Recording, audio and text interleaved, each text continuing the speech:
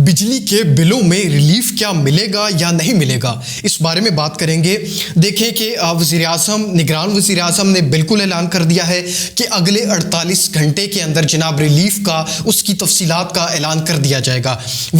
निगरान वज़ीर आज़म की बहुत सी उनकी मीटिंग्स हुई नेपरा के साथ, मुख्तलिफ जो माहिरीन हैं उनके साथ, मगर बहुत सी मीटिंग्स का कोई खातिर खा रिज़ल्ट नहीं निकला। मगर अब उन्होंने ऐलान कर दिया कि जनाब अगले 48 घंटे के अंदर रिलीफ की तफसीलात का ऐलान कर दिया जाएगा। मगर मोस्टली ये जो रिलीफ है ये सिर्फ उन लोगों के लिए होगा जिनका इस्तेमाल 400 यूनिट्स के अंदर होगा। जिन लोगों का इस्तेमाल 400 यूनिट्स से ज़्यादा है, क्रॉस करता है, उनके लिए बहुत रेयर चांसेस है, बल्कि मैं कहूँगा कि बिल्कुल ना होने के बराबर चांसेस हैं कि उनको इसमें से रिलीफ दिया जाए। इसके अलावा मैं आपसे ये शेयर करूँ कि 250 अरब की एक अमाउंट है जो 2023 से 2024 का जो ड्यूरेशन है उसके लिए बजट में है, और वो स्टैंड बाई की अमाउंट है। यानी कि जो हुकूमत को अगर बहुत शाज़ो नादिर किसी मजबूरी में इस्तेमाल करना पड़े तब इस 250 अरब को इस्तेमाल किया जाएगा, वरना ये स्टैंड बाई की अमाउंट है। मगर अब इस स्टैंड बाई की 250 अरब की अमाउंट के बारे में भी हुकूमत ये सोच रही है, बल्कि वज़ारत ख़जाना का ये इरादा है कि जनाब इस 250 अरब को निकाल के और जो 400 यूनिट से अंदर जिन लोगों का इस्तेमाल है, सरफीन का, इस 250 अरब को इस्तेमाल करके उन सबको रिलीफ दिया जाए।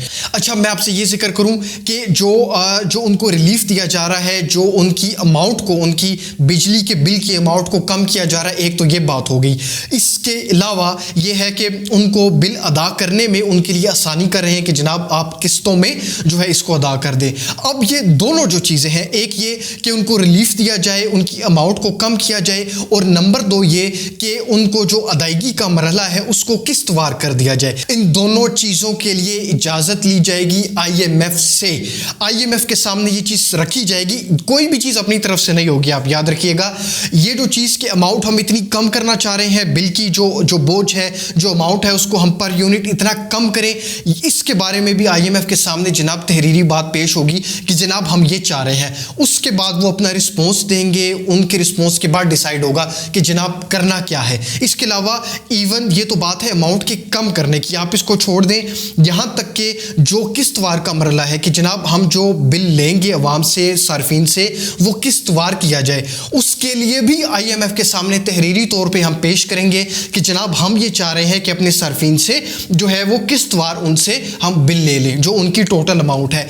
ये भी, इस बारे में भी IMF जो रिस्पॉन्स देगा, जो अपना जवाब देगा, तो उसके बाद भी जनाब ये फैसला होगा कि किस्तवार जो मरला है, जो किस्तवार हम उनको सहूलियत देना चाह रहे हैं, उसमें भी क्या करना है। तो तमाम जो चीज़ें होंगी, तमाम जो रिलीफ होगा, डिपेंड यही उस पर करता है कि IMF उसके बारे में जो है वो क्या रिस्पॉन्स देता है, वो उसका क्या जवाब होता है।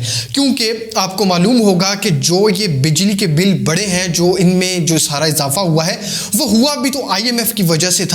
जो बुनियादी टैरिफ है, जो बुनियादी पर यूनिट की प्राइस है, चाहे 100 यूनिट कंज्यूमर है 100 यूनिट का, चाहे 200 यूनिट का है, चाहे 300 यूनिट, जितने भी यूनिट का कंज्यूमर है, उसके डिफरेंट लोगों का, डिफरेंट इस्तेमाल करने वाले लोगों का पर यूनिट उनकी प्राइस में इजाफा किया गया है, और वो IMF की वजह से ही किया गया है। वरना जब हम ये चीज़ों में तब्दीलियां ना करें तो IMF हमें कर्जा नहीं देता।